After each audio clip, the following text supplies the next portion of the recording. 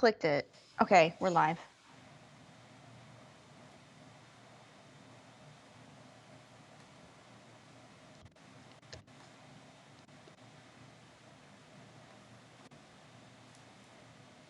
Seven, 6, 5, 4, 3, 2, 1. You'll never have the sacred stone. Oh, this you crazy mother.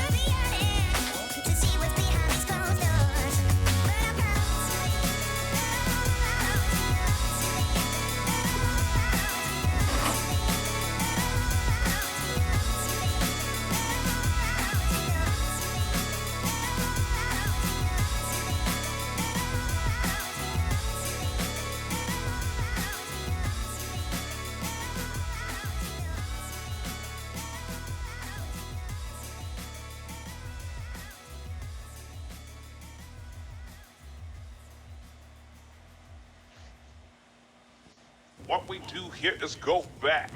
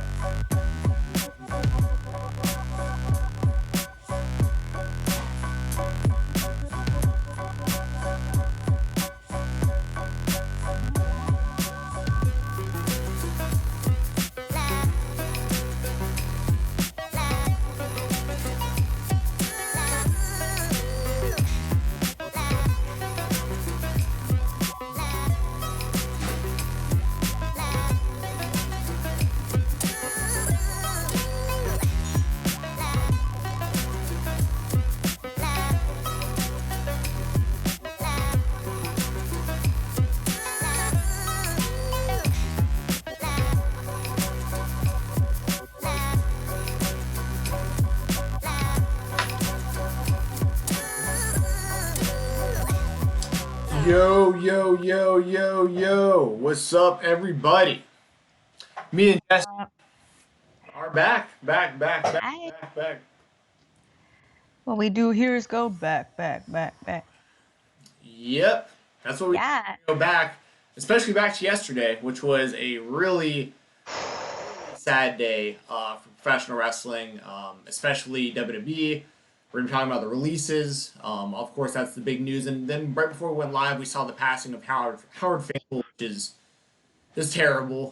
The first ever WWE employee of all time, employee number one for the WWE, passed away at, what did it say, 68 or 69 years old. 69, yeah.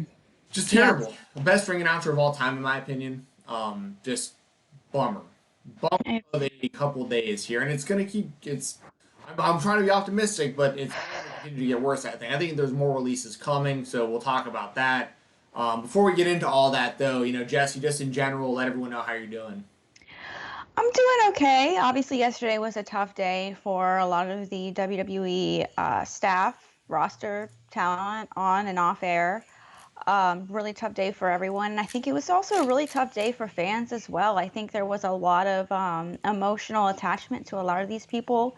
It's you never like to see something that you wish to be successful, have to struggle like this, or I guess not struggle, but have to let people go. It's never a good thing, and it's happening everywhere. I mean, everywhere you look, I believe at least at this point, everyone's been directly or know someone who's been affected by the pandemic and, like getting laid off or furloughed or what have you. It's a really tough time. I'm trying to reframe it and be optimistic and just say that this is such a low for everyone. Imagine what things are going to be like when they get back to normal. I'm trying to have hope, and I do feel like things will get better, but it's really scary, and it's really hard to feel like that when things just keep getting worse. And my heart goes out to everyone who's lost their job and to the recent loss of life. And Stephen Fate, thank you so much for the super chat. Hope everyone has a good Thursday, better than yesterday. Me too, Stephen. We're all in this together. We're going to get through this. We can talk about it. We can chat about it. We can process it. So yeah, and it's also a really overcast, cloudy, rainy day here in Florida. And I'm not too far from Orlando where a lot of the wrestlers are. So it's just that's a sad day. Yeah, um, I agree with everything you said. I mean, it's rough. It's rough for everybody right now. In every profession, in every. I mean, we're here obviously to talk more so about professional wrestling, but I mean, it's like it's crazy. It's crazy. I am incredibly, incredibly fortunate to have the job that I have. Like incredibly fortunate that I can continue to work and do what I do with my video editing, with the stuff that I do. Like I'm incredibly fortunate because I am seeing so many people that I care about and people that I don't even know. Obviously, you just see it so much right now. Because even people that have jobs right now are like, well, if company X goes out of business and then company Y goes out of business, then like my company doesn't really have much to do. So are we going to go to? And it's like incredibly uncertain times. And then relating it to professional wrestling, like if you're on the WWE roster right now, you've got to just be sitting with your phone right next to you, just like waiting on a call, like whether Dreading that text, whatever. Yeah. I mean, if I'm some of those guys and girls, like honestly, like the ones that are kind of on the fence. I'm not saying like go out and quit your jobs. I'm not like that insensitive or anything like that. But like, there's certain people. Like for me, I know my personal anxiety is so high that like I'd probably just call the company and like quit. I'd be like, yo, I can't take the stress of like everyone I'm seeing is getting fired. Like I don't want to sit around waiting on a phone call. It's gonna drive me nuts. Like, tell me right now. Like, I'm like Yeah. not like. I mean, but I will say this. I think that a lot of these people, once things go back to quote unquote normal, whenever that is, I really think a lot of those people are going to get rehired like immediately. Absolutely. I believe so too. So, but I mean, that's not like, it's just kind of Not like a guaranteed. shitty consolation prize, you know what I mean? Like, obviously, like, nobody wants to have to get fired, nobody wants to see people getting fired. Like, it sucked. Like, watching like Drake Maverick yesterday, that was Oh my God. I like, cried. I cried. that's the worst. Like, and that's a The guy that I've worst. met. I've met him in person. He used to do shows in Nashville. I mean, he was with Impact, but he used to do after Impact. He used to do shows at the Nashville Fairgrounds. He was basically like a main eventer in the Nashville Fairgrounds for a while, and he's a super nice guy in person. Oh yeah. And it's like you just see someone like that on screen, and like you're just like, man, like you just feel terrible for these people. Especially like Zack Ryder. Like I feel terrible for that. And this is the only thing he ever wanted to do was wrestle for the WWE his entire life, and it gets taken away from him for something that's completely out of everybody's control. Like, there's nothing anyone can do about it. And, like, lifelong, but, I mean, there is always this, obviously, that silver lining of, like, some of these people, I mean, you hate to, like, you know what I mean? You hate to put it like this, but, like, if there's any silver lining in it, some of these people, I think, are better off in other companies anyways. So, you know what I'm saying? Like, there is, at some point, I think we're going to see, like, EC3, for instance, like, he wanted out anyways, I'm pretty sure. So, like, Yeah. able to go do something different. But, like, then you have, like, for every, like, EC3, there's, like, a Zack Ryder that would have never wanted to leave. So it's, I know, kind of going on, like, a rant tangent. No, it's It's just just, what we're talking about. It's what we're tough. here to discuss, you know? It's tough. And It Steven, thank is. you very much. I didn't thank you. Thank you very much for that super chat of $12. Anybody who sends a super chat, you get prioritized. We get to your questions. We make sure that we're reading them. We make sure to answer anything, read your statements, comments, whatever it is. So super chat gets priority, and we appreciate that, Steven. But what are some more of your thoughts on this, Jesse? Yeah, to kind of piggyback on what you were saying, you know, Drake Maverick, you know, just watching him in solely WWE, I didn't really follow him in Impact just because I don't really watch Impact that much. But I did know, I did see some of his work in WWE. To me, notably, I could notice his passion right away. He's very passionate. He takes what he's given and he gives it like 300%. Like what he did with the 24/7 championship was like the best thing ever with the 24/7 championship. Like he made like those missing posters and he was posting on social media. He was just so into it, made me into it. His wife was involved, which I thought was great. His wedding ceremony was a part of it, like his actual wedding ceremony. The man is dedicated. The man pissed his pants on national television True. to give the illusion of being terrified. The man is dedicated to his job, has the passion for the business, and you could feel it. You could feel it in the ring, on screen, on Twitter, on any social media, and you could feel it in that video. And I just wish the best for him. And, you know, EC3, like you said, you could kind of feel like he wanted out. That's okay. That's awesome. Use this as the opportunity, the leverage you needed to move forward in your career, wherever that may be. Zack Ryder, my heart is shattered for him. My heart is absolutely shattered for him. But like you said, this is beyond his control. If he can find any comfort in this, like any kind of thing to keep him going, let him sleep at night, which I'm sure is incredibly difficult right now. And this is not, I'm not saying this to invalidate any feelings or emotions or to completely like disregard the incredible weight of the situation. But he has to know that this was not his doing. This wasn't because he's not a good worker. This wasn't because of him personally. This wasn't because he's a bad person. This was literally because we are in a pandemic and an unprecedented situation. And while it sucks and I think it's really sad and I don't want to see him go, I just hope that he can find that comfort in that and understand that. And I really hope that he comes back. And I really think I'm trying to look at it this way. Like you said, I hope these guys come back, or then these girls, like Sarah Logan, my heart breaks for her. Um, like I'm trying to like move forward to like the Royal Rumble in like 2021 and imagining the huge pops that these guys would get if they could come back and like re-sign after all this is blown over. Like Zack Ryder coming out, that woo woo woo. Like that would be amazing. Rusev coming back. I don't know if Rusev will come back, but like can you imagine like the pops when these guys return? Like the potential, the mystery surrounding like their returns. Like I'm just trying to like put a positive spin on it because I really Right. don't feel like this is final. I hope it's not. I really hope it's not. But I don't know if that's just like initial shock from me. But I mean, it sucks. Well, it was also like it was shocking for me to hear, like when Spud was talking about, or Drake Maverick, fucking Spud, Rock, one of the worst like ring names, but like he went by that for so long. Rock. He did. Um, when Drake when Drake Maverick went on and he was talking about being released, um, he was talking like that might be like his last matches ever. Like it wasn't even like it sounded like he wasn't even just saying like I'm just leaving WWE and like we'll see what happens next. He was talking like this cruiserweight tournament like could be the end of my career. He was like talking like it might be his last matches ever. It's great. Yeah. Oh, I know. Shout out to him. He's continuing to do these matches, right? Yeah, which is strange, but it's. I mean, obviously he's being paid to do them, so I get it. But Yeah. it's weird. It's almost like being fired than honoring a 2 week notice. Like you know what I mean? Right? Rather than Yeah. quitting.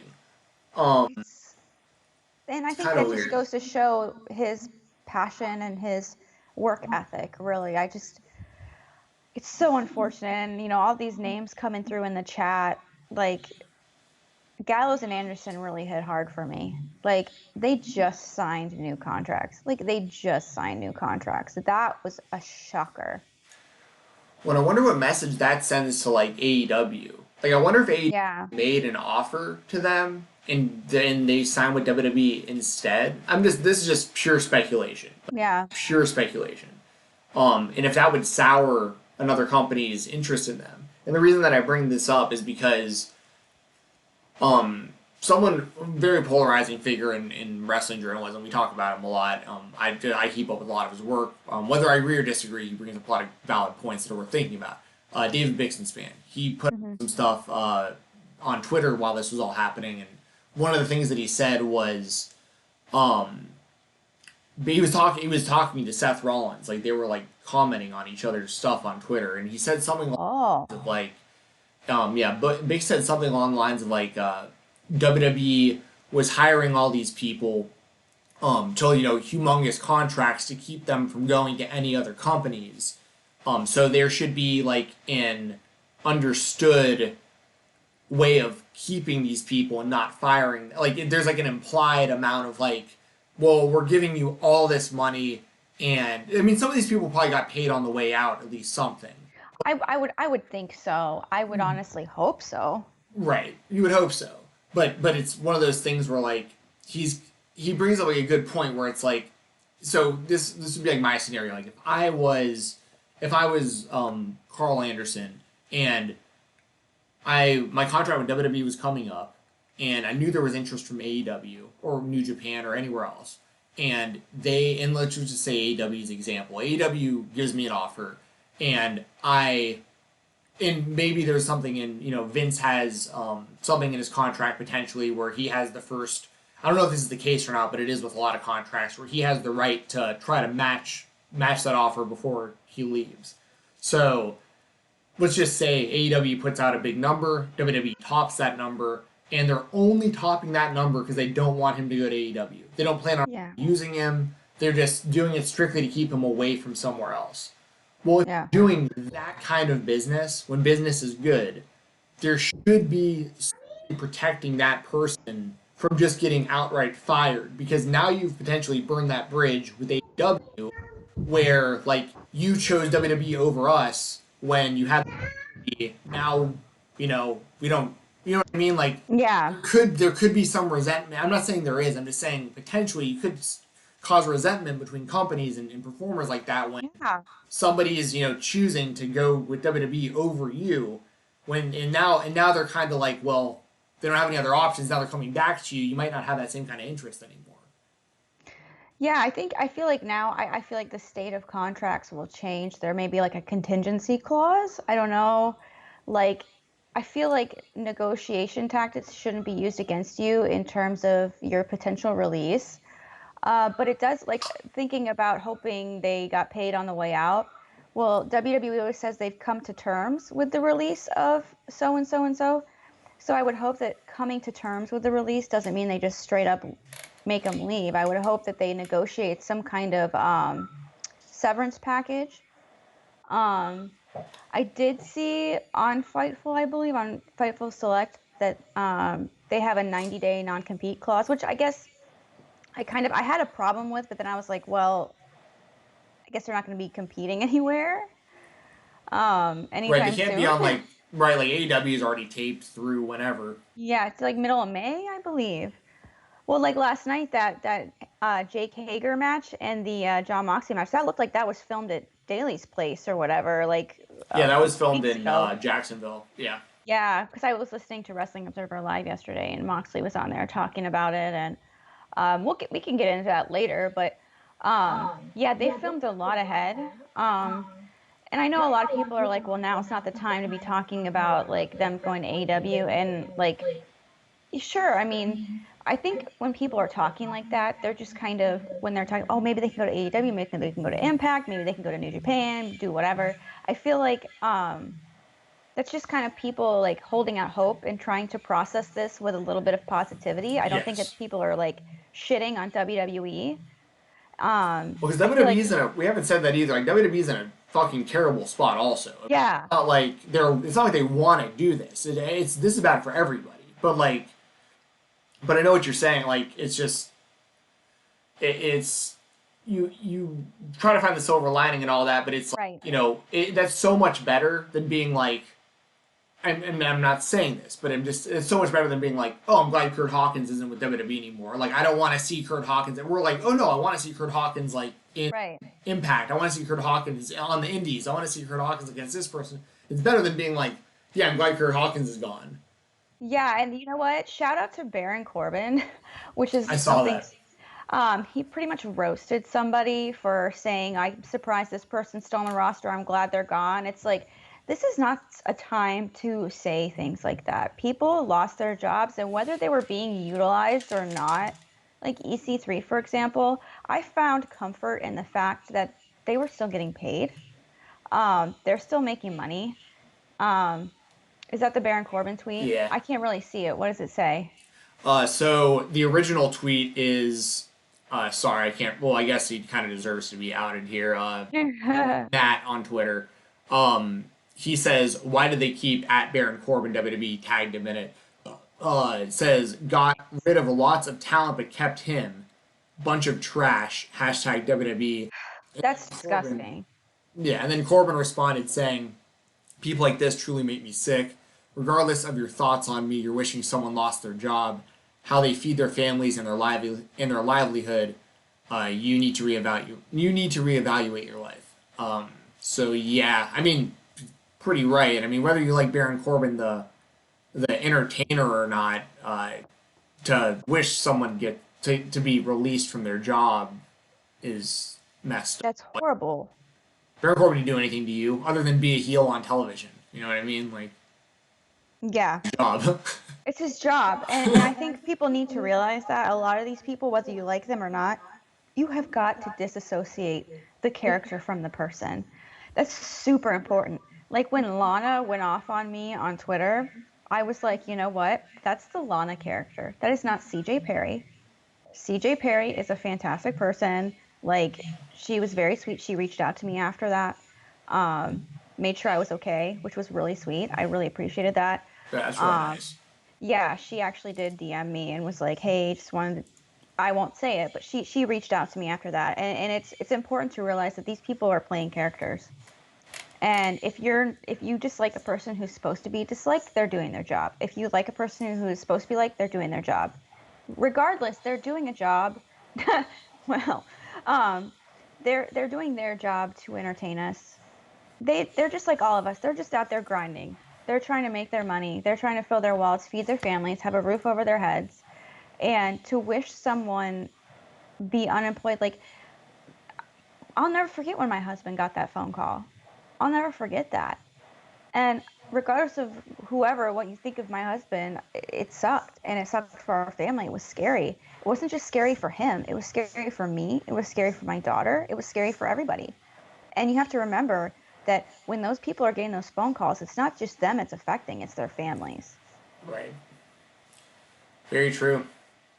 Yeah. Yeah, let us know in the chat. Like, I mean, who are you kind of most like surprised to see go from WWE? Is there anybody that you think? I mean, we're not. This is not us wishing that people get like go, but who do you think could possibly be next? Like, because there's a lot of people that I see like on the roster. I'll pull up the roster here in a second. That I'm like, this is no disrespect to those people, but based on the people they have let go, I'm kind of surprised that some of these people are still there. So I'm like Yeah. waiting almost on some more announcements because, like for instance, like I love Apollo Crews. His run on the Indies as Uha Nation, like like loved it, you know. But it's like when you get rid of like Zack Ryder, but like Apollo Crews is still there, you're kind of like, is something gonna happen Yeah. to more of these It- people because you know they're all kind of in the same group of like just not really being used much. right. That's where the WWE is going to be cutting the majority of their talent. Is going to be mostly people who they're not really using on television much, anyways. And then, I mean, the really surprising ones to me were like Mike Chioda, the referee who's been there for like 30 Right. years. And I think Like, that's what's like, and I just want to clarify, we're not saying these people that we're speculating about should be let go, but we're just saying if right, these people have been let go, then the people that aren't below them, but the people that haven't been utilized even more, it's like what's happening to them, you know? Like right. we're worried. We're worried. We want to make sure you're okay. And I can't imagine being them and seeing all these people being let go and be like, "Oh my God, am I next?" Like, Well, imagine if they're being like led to believe, and I don't know if this is the case, but imagine some of these people being led to believe that they're safe, and then like flying out to Orlando and like wrestling some matches, and then getting fired because like they needed to get more stuff for TV, like before right? them. You know what I mean? Like Yeah. that's totally like a WWE type move to do. Like, I mean, Yeah. I know that sounds really really messed up, but I mean, some of these people just wrestled on Monday, right? Like, when's the last time we saw like No Way Jose wrestling? And that I'm pretty sure it was on Monday. He just jobbed, didn't he? Yeah, I think he just lost to Lashley, right? They made him travel. If you can hear my daughter, my apologies. She's trying to get in. My husband's like trying to convince her to get away from the door, but she just wants. It's like her mission to break the door in. So my apologies, but she's fine. Um, my husband is watching her, and she's okay, but she's. It's a challenge now. So, but yeah, like the fact that they made No Way Jose fly all the way out there in the middle of a pandemic, only to release him, like I don't know. That's just and it's tough because it's like, yeah, I understand it's a business decision and you know, whatever. I mean, there's a case to say, you know, WWE can do this, but I did just see Sean Ross Sapp tweet out that no, they hoarded talent to keep them away from other promotions and Yeah. now they're being let go in a horrible pandemic and they absolutely deserve criticism for this. They absolutely do. However, I can see both sides. I really can. Um, I would tend to lean more on the they hoarded talent. That's kind of the just personally the side I would lean on, but I also completely understand it's a business. We have to make do with what we're doing and we have to try and stay afloat because it's important for WWE to stay afloat. I mean, we were talking about if WWE goes down, you know, me and my husband were discussing this last night. Like, think about all the economic impact that WrestleCon had, or WrestleMania had, like WrestleCon, Joey Janela's Yep. Spring Break, um, Bullet Club, Beach Party, um, just like all the other things, all the freaking like stacked shows that were gonna happen, and now they don't, and all these people lost out on huge money. Like WWE, whether you like them or not, is the foundation for a lot of these other companies to make money. Yeah, 100%. There was another great article that Bix wrote a while back about basically all these independent wrestlers. He highlighted a few people like Chris Dickinson, for instance, that like they were going to have really really big weekends in Tampa for independent shows. Like there's going to be a lot of eyes on them, and now not only do a lot of those people not have that opportunity to go to the next level right now. Who knows? I mean, a lot of it sucks because like even on like the independent wrestling level, these companies can't run shows either, and obviously they have way less money and like resources than a company like WWE would. So it's like some of these companies are not going to come back. Like they're just not going to be able to return, or it's going to take a long time. So that with less places to wrestle, it's going to mean less opportunities for you to get booked, and Hmm. you know, if you can't rely on the same number of bookings, then a lot of these people have, you know, bigger responsibilities, families and whatever, you know, to be taken care of and or just Hmm. you know, so a lot of them might have to just stop wrestling, like to just get real quote unquote real jobs. But the problem Yeah. right now is like those jobs don't even really exist right now either. No, So I don't.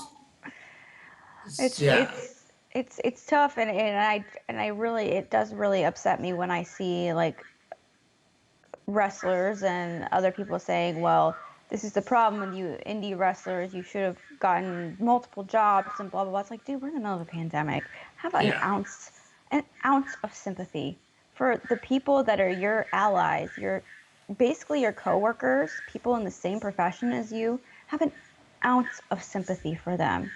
Show them you care.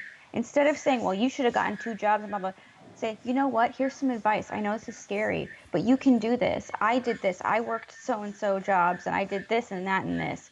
And I was able to stay afloat. I know it's difficult right now, but maybe when this is all over, that would definitely be something to look into. There's ways you can say that without being a total and complete asshole.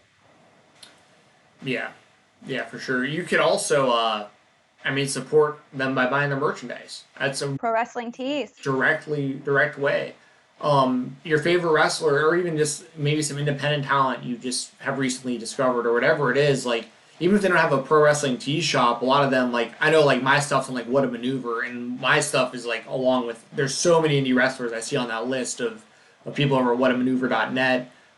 People run their own. So, I mean, if you can, they most likely have merchandise. As a matter of fact, I'm wearing, Yeah, I was just about to say. this is AJ Gray, for those Yes. who might follow indie wrestling. Rich Homie Juice, AJ Gray, one of my favorite independent wrestlers. You know, I've had this shirt for a while. I didn't buy it during the pandemic, but I'm consistently trying to support independent wrestlers. I try to make it a I just sneezed. habit or whatever. Okay, maybe I don't. Okay, I'm good.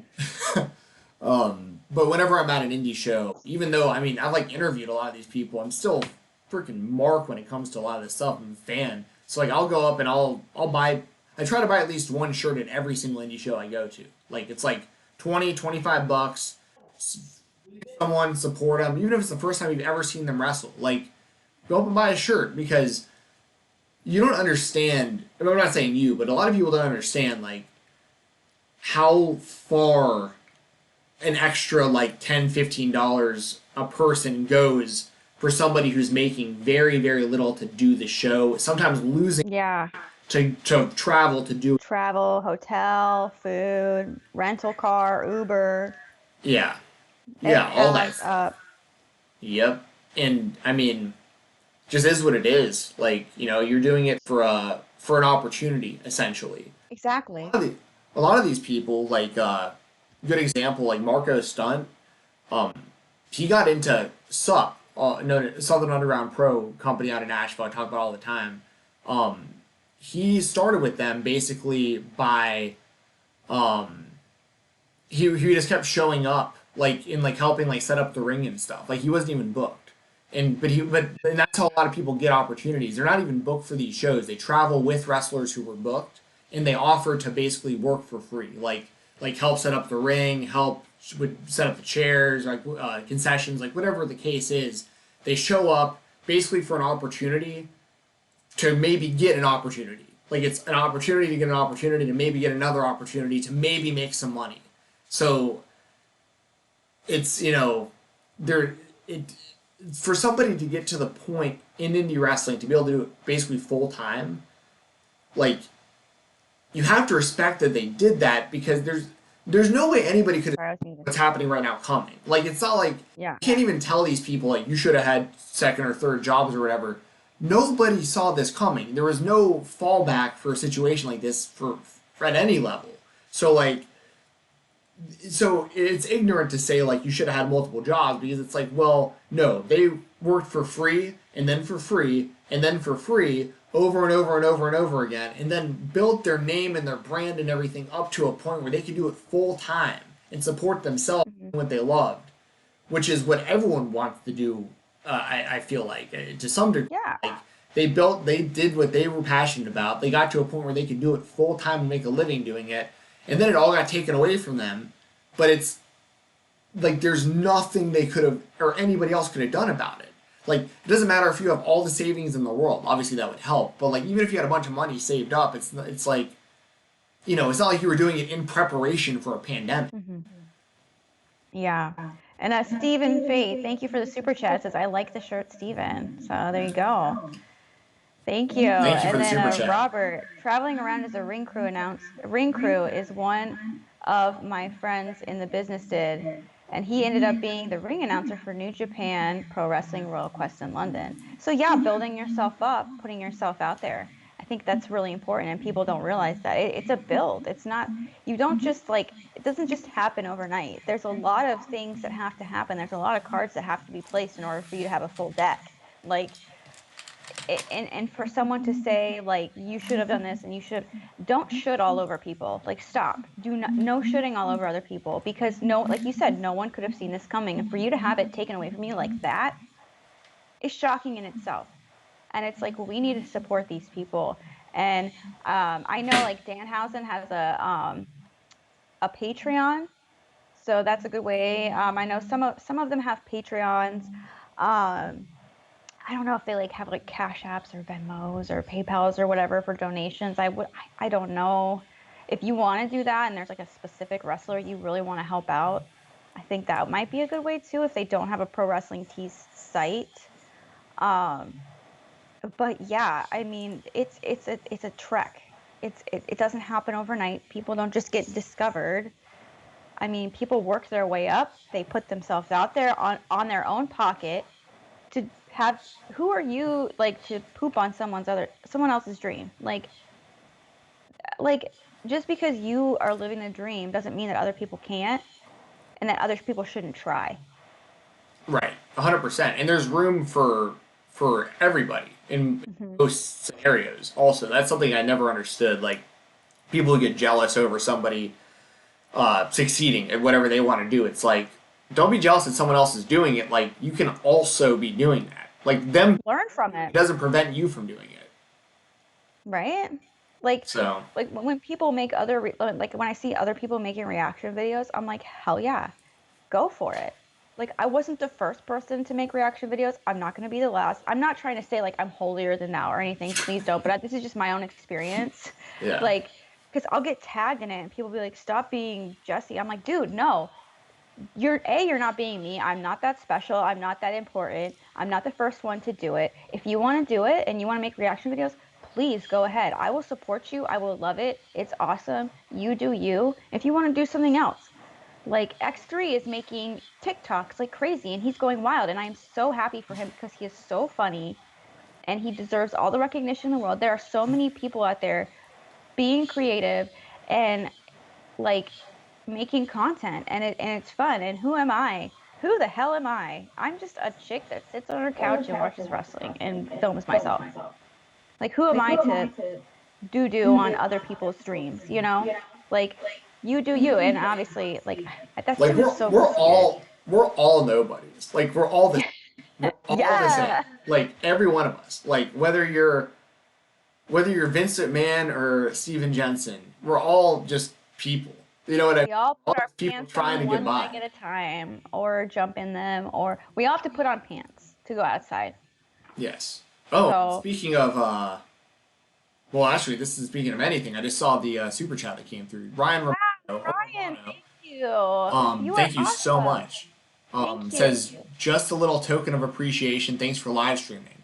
Well, we appreciate you donating a super chat and joining us Yes, today. You've joined us in a lot of these chats, and it's very much appreciated. If you'd like yes. to add like a question or something to that, feel free. Ahead. Thank you so much. It really means a lot, and I appreciate everyone in the chat, everyone talking to each other. It's so wholesome. Um, Jeremy said that Renee comment last night had me bust out laughing. Yeah, yeah. The I was Renee comment. so when John Moxley won, I was like, yeah, Renee's getting fucked tonight. Uh, Yes. well, he was talking about that on the Alvarez Like show, right? we're doing it everywhere. Yeah, that's why I said it. Yeah, he was. Yeah, he's like, yeah, we just I been got getting that. it on all over the house. Yeah, that was Uh, great. Moss is the best. What did you think Yeah. about? We talked a little bit off stream about it, but we haven't really dove into it. What did you think about the empty arena match between Mox and Hager on AEW last night? I thought it was fine. It was grappling.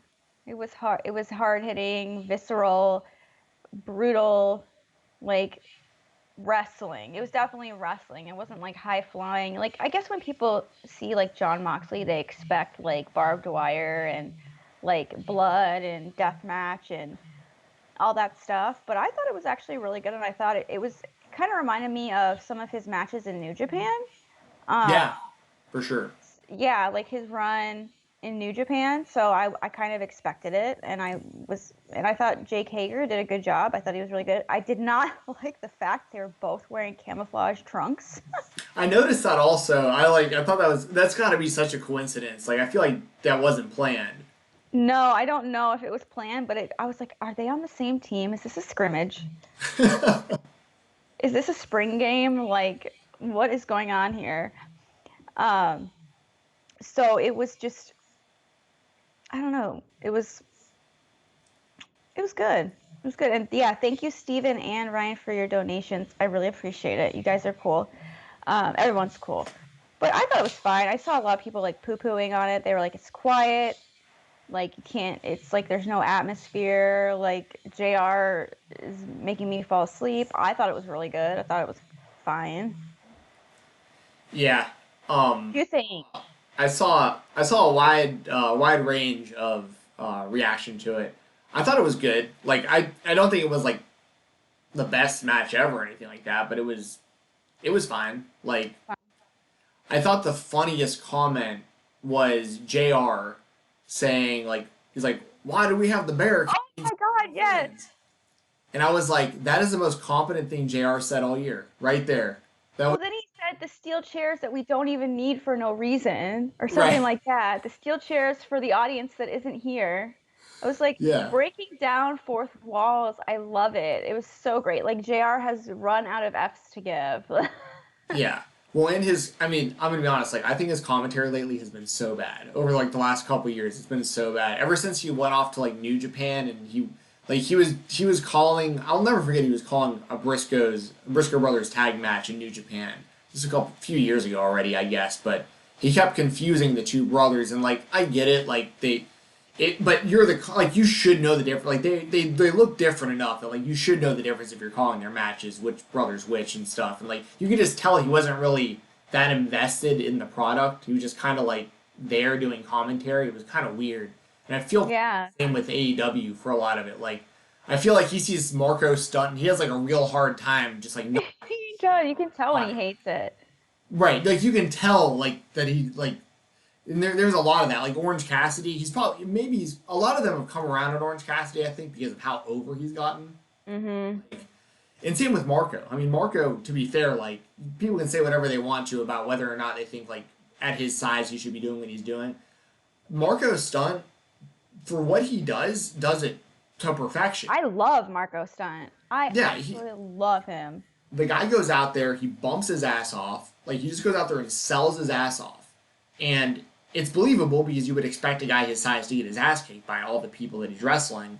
But the stuff that he does actually makes sense. Like he's not out there like choke slamming people and shit. He's like hitting you in the knees so you drop down to a knee and then trying to hit you with like a Hurricane Rana or something because he's like trying to break you down to your level. Or someone will throw him into you and stuff like that. Yeah. What he's doing I think actually makes sense. It isn't like some. But anyway. JR, I think his commentary has been really bad, and I think that last night was actually. I don't think he was the right person to call the match. I think they should have just let Jericho do it because. Oh my God, it was so funny. And But plus, he has an investment. Maybe they were trying to be like show integrity or something and say like, no, we couldn't do it because he was the AEW champion and blah blah blah. But dude, he's So- been so funny on commentary. I love it. He's the man. He He's the is. man. Lay sex gods. Tony Schiavone or something like that. Siobhan, yeah. Robert Percy says he would pop for Marco giving someone a choke slam like Hurricane Helms. Yeah, Ah, that's kind of what I was thinking of when I said that actually. Yeah.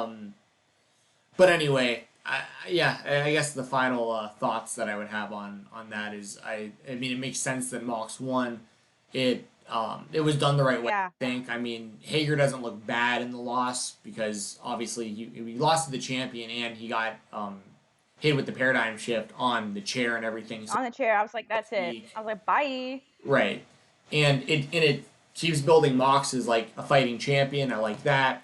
Yeah, it's legitimate. What they kept building as like a number one contender. It's also worth mentioning like from like my world of MMA, like there was a lot of people like Ariel Helwani, who is honestly my biggest inspiration for getting into like when I started podcasting and when I started going into like the MMA route with like the stuff I do now and whatnot. Like Ariel Helwani, I've actually had the chance to interview him on my podcast before, and I met him in person. He's basically like my number one inspiration for getting into any of this. And he was on AEW giving his like breakdown last night Yeah, of Mox versus. I loved It's a that. little bit cheesy, but it's at the I same loved time, it's it. like I love seeing because and even like Josh Thompson, who's a former fighter and is current Bellator commentator and analyst and stuff. Like they had a lot of people from the MMA world show up and give their thoughts and kind of treated it like Hager had been built up as his number one contender, and they kind of treated it like an MMA type thing, which I think they pulled off pretty well. Like I don't think Yeah. it was as good as like Mox versus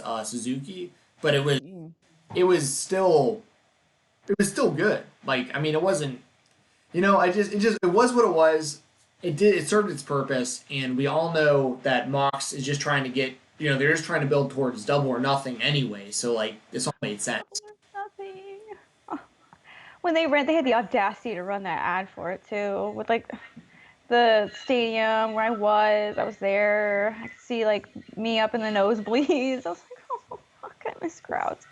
Like, oh, but yeah, I actually really liked the people breaking down like the advantages and disadvantages and breaking down like here's a move that they do really well, because then I was like, I went into the match expecting something like what I got because of the analysis that I was given beforehand. Like I knew I was going to get something very technical. Well, yeah, very technical, very wrestling oriented, like straight up, no frills, like hard hitting match because of that pre-match analysis, pre-match prediction stuff. And I liked it way better than the week before, which was just like the story time stuff, which was like, okay, whatever. Like 5,000 times. I was like, whatever. But I really liked this. I really liked that. Made me take it a little bit more seriously. Um, and I knew what I was getting into because of that. What do you think about this is random. I just thought of it because I saw some people talking about it last night. Going back to the WWE stuff. What do you think about Kurt Angle being released by the WWE? Because That was weird, wasn't it? it was, but like, do you think that? And I'm not saying you should or should. I'm not.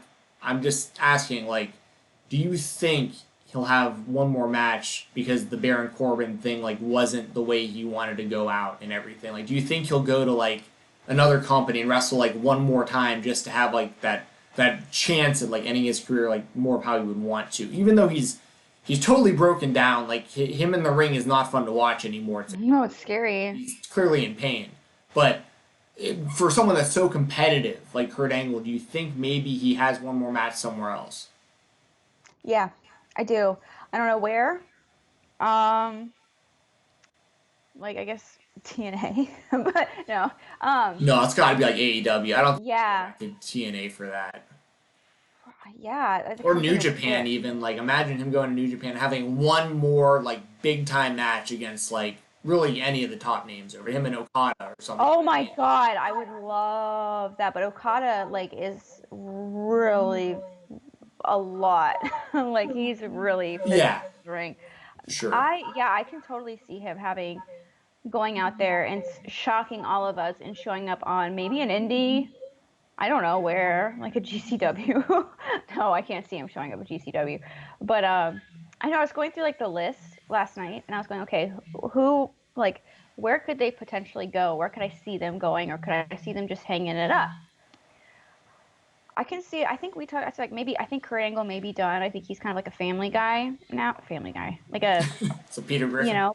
But he's also a competitor. He's also and as a former competitor myself, and as someone who always wants to keep going and do better and do more and keep going and do better and better and better, I would definitely say, ooh, the Ohio State Miami National Championship game is on TV.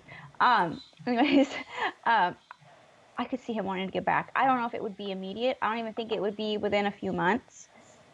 But I could see him sitting around at home like we all are, itching to go back somewhere, thinking of something really cool in his mind, out of the box, really cool, and showing up somewhere. I could see it. Robert Percy says angle in the clusterfuck. That's hilarious. Yeah, That's a great. That's a great comment. that is Gosh. epic. I love it. Um, Rest in peace. Imagine him versus like the Invisible Man or like a cardboard or something. The Pitbull cutout that Joey Janela got. Yeah. Oh my god. I love Joey Janela, by the way. I love him so much. Oh, He's so that is great. so Him funny. and Kenny Omega are my best friends. There you go. Right. Wasn't Kurt the only backstage guy? No, there were a ton of backstage guys A that lot were of like, them I oh, go. you want to go through them?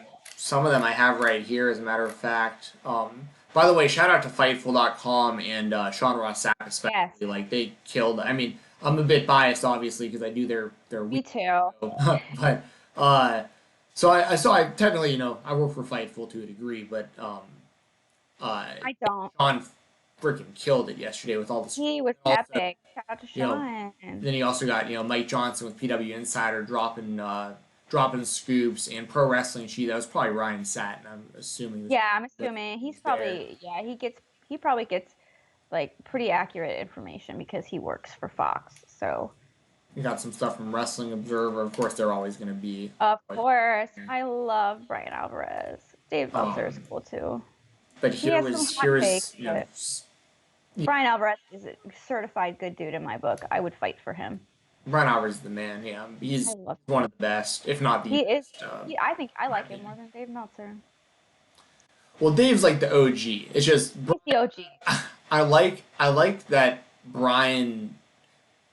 How do you say it? Because because you wouldn't really know by looking at him because he still looks so young, but he's like 10 years older than I am. I'm pretty sure. He's like like 46, 48. I don't want to like make Right. him older, but yeah. But the reason I bring it up is Dude because like if I was on a show with Dave Meltzer, like I'd be too intimidated to like give my full opinion all the time because you're basically talking to like the dude who like invented like MMA. Well, he's been in MMA journalism as well, but like pro wrestling journalism, quote unquote, is as far as I'm concerned, he's like like there's like Bill Apter. There's some other kind of like OGs, but like Yeah.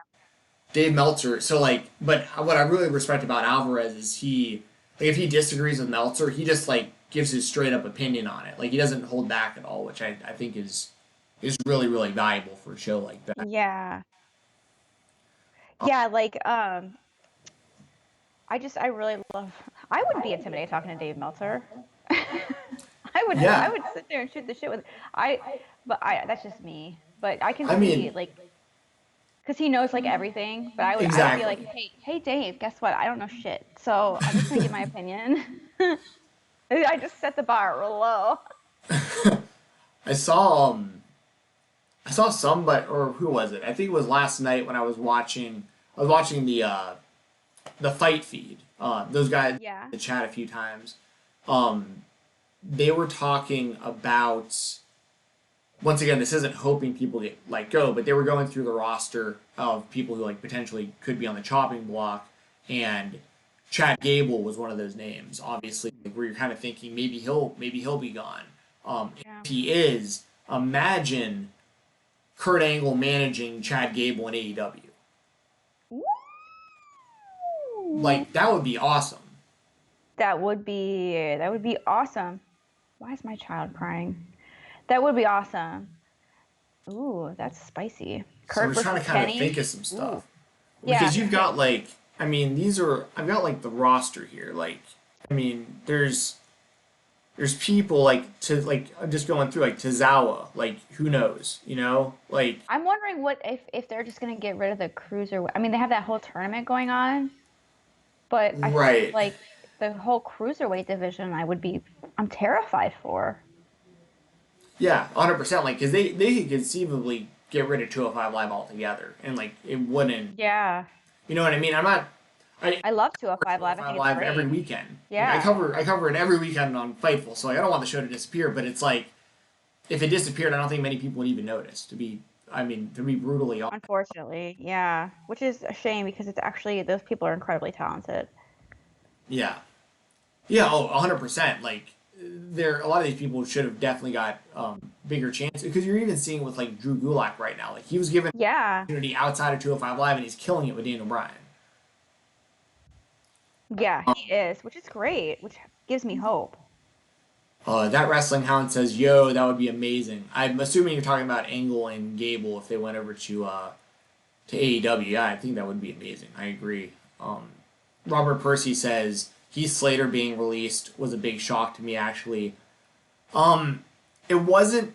It wasn't for me because of seeing these other names that have been released. Because they're once again people that very talented, but just not really being used consistently on any of the shows. Hmm. But Slater had been there for like shit, like 15, 20 years already. I mean, Right. long time.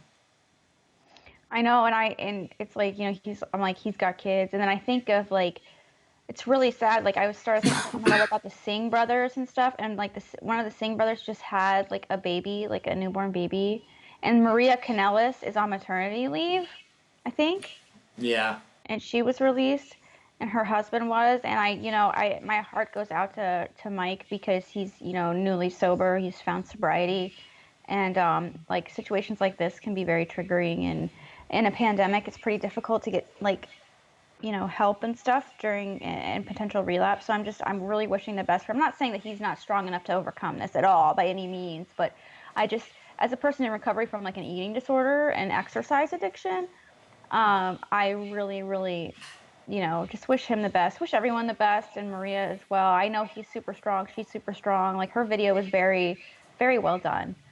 I wish them the best, and I really just everyone like it's like Heath Slater. I got kids, and it's like yeah, he really does. He does have kids, and everyone does, and it's just like scary. So it is. It is. Someone like Mike Bennett is like it's in Maria too, but mainly Mike. I feel like it's interesting to think about because like he publicly wanted out a while ago, That's right. right? And He then publicly asked to be resigned, released and then he because of the resigned. money. But why? I mean, I'm just, Like but like that's where like I'm trying to like just kind of there's no way of knowing it. It'd all just kind of be speculation and just hmm curiosity. But like, they got a really good deal though. but what? How was he convinced to stay? Is my question. Like, what did they tell him? Unless it was just straight up money, which is totally possible. And they made Yeah. such a big deal and been like, "Yo, we don't want you going to Ring of Honor again. We don't want you going to AEW. We want to keep you with us, but we're not going to really do anything with you. But we're going to give you enough money that your family's going to be set. You know." hmm Maybe that was the case, and if it was, I'm not going to judge. People get into the business of wrestling for a variety of reasons, and most of that reason is going to be to make a living. And Live your dream and make money doing it.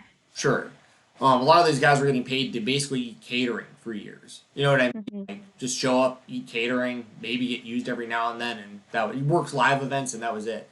And I'm wondering with Bennett because like that's what kind of goes back to the thing we were talking about at the beginning of the show of like what was he promised? Was he promised anything other than money at all? Like what? Like why did he stay? Because now he's going to be in a position where, like I was talking about before, like that whole scenario of like, was there interest from AEW and is that interest gone now? Was there interest from Ring of Yeah. Honor? Is that interest gone now?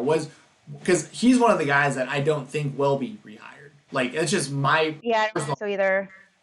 Um, so I don't, you know what I mean? Like Yeah. that's where you got to feel really bad for the talent because I don't think it was as simple as like Mike Bennett to like change his mind. Like, oh, I really want out. I'm going to publicly talk about how I want out, and then all of a sudden he's just like, you know what? I just changed my mind. Like something happened. There was some sort of conversation that gave him Something went a reason down. to sign. Yeah. And now that reason doesn't matter because he was just let go anyways. So like, Sucks. bad spot to Just be in. and like Rusev is gone, but Lana's still there, so that's good. Yeah, Like I'm trying to see, does Fightful have a list of um people that were released? yeah, that's what I've been using here. Okay, yeah, I can barely see it because the screen's so damn small. I'm like, Yeah, there was somebody I can't remember who put out like a man, I wish I could remember who it was. They had like a notepad document that like had it Yeah. on one screen on Twitter. But some of those you got to be Or super something. duper careful because they're not like confirmed, and I trust Fightful, so Right. yeah, Well, I news. think it was Tommy Dreamer was like, Oh, was it? let me see if that's who it was. I saw something last night that I thought might. Oh, did you see Roman Reigns' wife is pregnant with twins? No, I didn't. Yes. Here we go. Drake Maverick, sad. EC3 sad, but he won it out. Gallows and Anderson. That is a huge blow to me. They were just on WrestleMania in the Boneyard match with AJ Styles. They were a critical part to AJ Styles' whole shtick and his gimmick, the club. Like, I'm shocked. They just got really good contracts. I know one of them just like built a house. You know, the hot Asian wife just had a baby. They got like 4 babies. Yeah. That shocked me. I could see them going back to New Japan. That I was like, where would they go? Like those are one of the people I was like, where would they go? They'd probably go back to New Japan. EC3 versus MJF would be really cool to see. That would be epic. I would totally be down with that. Leo Rush was a shame. Very It was a talented. shame for the most part. Like it just Oh yeah. like, stopped and started and like sent home and like, but when he was around, he's one of the most talented in-ring wrestlers I've ever seen. Phenomenal. Multi-talented. Yeah, Multi-talented. great on the microphone too. Right. Yeah. And I could Lashley. That was great. Eric Young, also a shame. They're all a shame, obviously. Super sad. Kurt Hawkins, the losing streak I will forever remember, and I will forever remember him being who's the guy on Grimm's Toy Show? MJ Apple something. I don't know. He was on Grimm's Toy Show. Heath Slater was a shocker as well, as people in the chat have said. Lance Storm shut down his wrestling Yeah. school. Like recently, like within the last like 6 months or so. I used to listen to Figure 4 Daily with Brian Alvarez and Lance Storm every Friday. And Lance Storm had his wrestling school, and it was a damn good wrestling school too. Like he trained some really great people. He's very, very smart, very insightful on the business. I totally appreciate everything he says. That shocked me. Just shocked me. Shane Helms, he was like, I knew I shouldn't have answered that phone call. That was funny. Mike Rotunda, IRS getting fired on tax day. Rough. Yeah, that's ironic. The women's division is gonna take a hit from Fit Finlay being gone. Like, that's gonna be because he was monumental. People don't understand that. Like, Pat Buck, Kidman, Sean, Scott Armstrong. That makes me feel really bad. He's a sweet grandpa. Been around. Yeah, Sarah, Kurt Angle. We talked about that. Aiden English. I mean, they're all a shame. Don't get me wrong. I'm just trying to think. Like, was he doing 205 Live stuff? He was doing their commentary. Yeah. Which I think is interesting. I don't know for sure, but I saw something online. Somebody saying that, don't know if it's true, that he didn't have a commentary contract with the WWE though, which I think would be interesting because because he was like strictly a commentator, it's kind of weird that the company wouldn't have given him a contract for that also. But I wonder if he hadn't been like medically cleared or something. Like, I don't know. I don't know either. What I do know is he's good on commentary, and he's actually a really talented performer all around. He's never really given a real opportunity, but he's a different enough kind of guy. Like he's unique. He was a vaudevillain, right? Yeah, he was with Simon Gotch. They had that was unfortunate. matches. Yeah, they were great in NXT. Remember when they won? Oh my god. Yeah, and then yeah, I mean, and then we talked about Mike Chioda and Sarah Logan, and we talked about Sarah Logan. That hurts. Well, it's interesting because the War Raiders haven't been released, and she's married. I thought the Viking Raiders got released, but I guess they didn't. There was so much rumors going on Twitter, but And also same with Mike Rotunda. Bray Wyatt and Bo Dallas still there. So it's interesting. Because obviously, I don't think I don't think Bray Wyatt's going anywhere. But Bo no. Dallas, it hasn't been used. No. I wonder if they have like some of these people that we're talking about, like where are they? I wonder if they have like more of a backstage presence because I do believe, and this is from knowing this like kind of personally, but I do know that people that have multiple roles in WWE and multiple jobs um, have been considered like a lot more safe, I guess, than other people. So like, someone could be like backstage and on screen and doing multiple things. And the people that only had one kind of title were let go.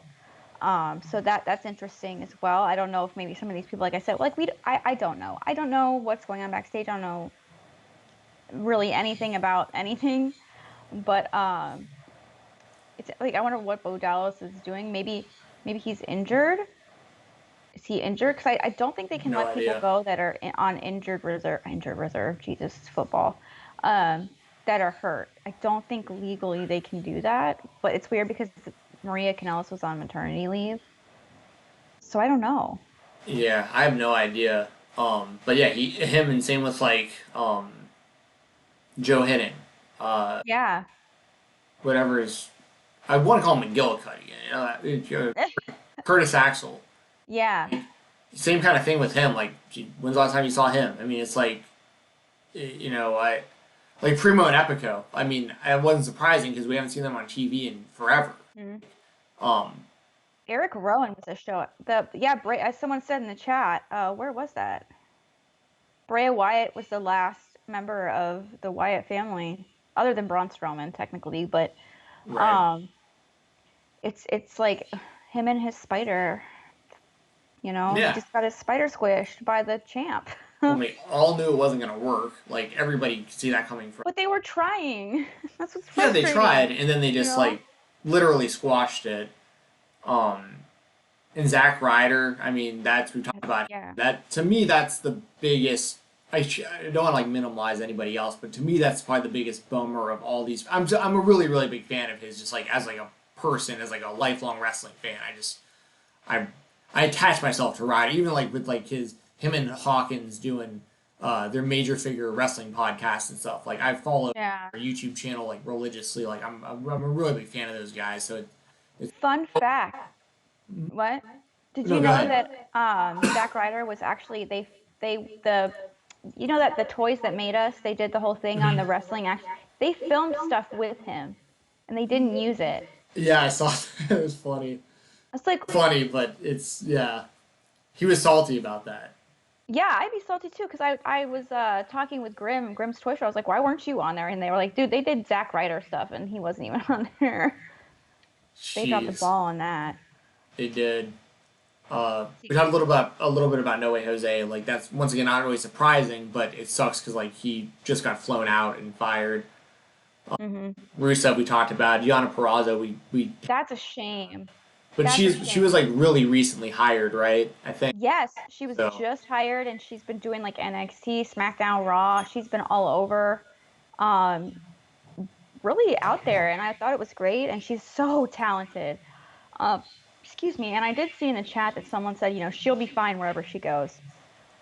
And I do believe that. She's incredibly talented and oh, man, this whole list is just heartbreaking. My heart and my support goes out to every single one of these people and the people not mentioned that are backstage. I know some NXT coaches, some performance center coaches got laid off or furloughed.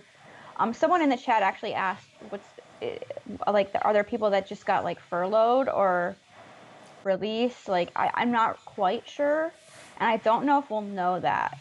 Well, I don't either because like there's also what's going on with like NXT right now because like Sean Ross Sapp reported, and I misunderstood his initial tweet. And Yeah, I saw that. he it.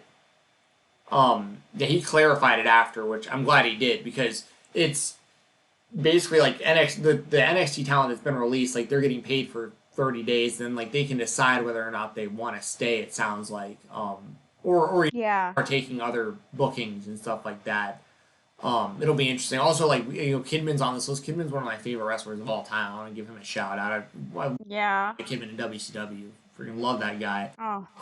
But someone in the chat actually asked earlier, and I'm just now seeing it. I'm scrolling up a little bit. The NXT UK, like, what do you think is going to happen with that? Like, Yeah. thoughts? Well, I feel like they weren't getting paid much anyway. Yeah, I mean, I don't know, but I don't feel like they were getting paid much. I mean, I hope nothing happens. Obviously, I hope nothing happens at all. But I could see them just being like, all right, we're gonna put it on hold for now.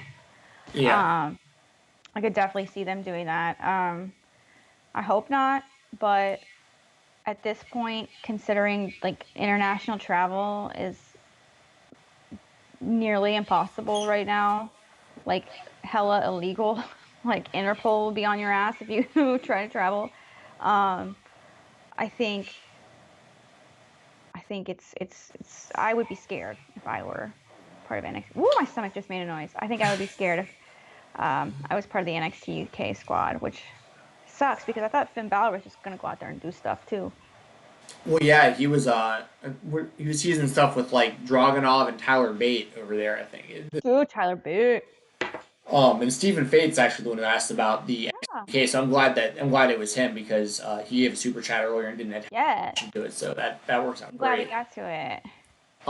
But there are a handful of NXT UK talent. I think even if NXT UK like disappeared, which I'm not saying that's the case, but even if it just disappeared, you can tell they're really high on Dragunov, Walter, uh, Whole Imperium, huh? the whole Imperium thing. Yeah, right, for sure. Pete Dunne's kind of more on like the main NXT show, but still obviously like UK based. Tyler Bate, so they have a Jordan Devlin. They're obviously really high on him. Rhea Ripley was there, and now look at her. Right, yeah. And I don't know what they're doing with her going forward. Rhea Ripley after I that loss at know. WrestleMania will be interesting. Wow, pissed me off. Um, but as far as people that are like still on the roster, I mean, we still got like we mentioned Apollo Crews earlier. I hope Austin Theory is safe. Like he's just so He's been so good. yeah. I Tony Storm is another great one. Yes, I love mhm. Tony Storm. Yep. Um, but I heard once again on like the fight feed they brought up a good point on Brock. They were like, why don't you release Brock? Like he's taken up all this money and he's never there. And like, what are you gonna do? Give him the title again to try He has the been same there, thing? though. What's that? He's been there. He's been on TV in 2020 a lot. Well, yeah, true. But now that he's not the champion anymore, like, is then he go right back to the stuff? Why is Like, Goldberg still there? well, I don't think he is. I think Goldberg. Oh, that's right. That's right. You said his contract was up at WrestleMania. Yeah, I So think he was just through WrestleMania. I think Goldberg okay. just signs those like couple month contracts. Yeah. What about Rob Gronkowski? Well, Why are we I mean, paying he'd be like the him? first one if it was me to go. I'd be like, oh, good So luck in Tampa Bay. right, right. Well, there's also like I think by association, Mojo's probably safe because I don't think they're trying to rock the boat with Gronk like right now. Um, Yeah. so because I think otherwise Mojo probably would. And that's it sucks to say that. And it would be really really shitty for his perception and stuff as far as like all these people, I hate to say it like this too, but people that are more talented than Mojo Rawley have already lost their jobs. Just Yeah. my opinion, and Mojo like everyone. If Mojo keeps his job, everyone's only going to assume it's because he's Gronk's boy. Like that's, Yeah. but I mean, it's kind of the sad truth of it to be 100%. It is.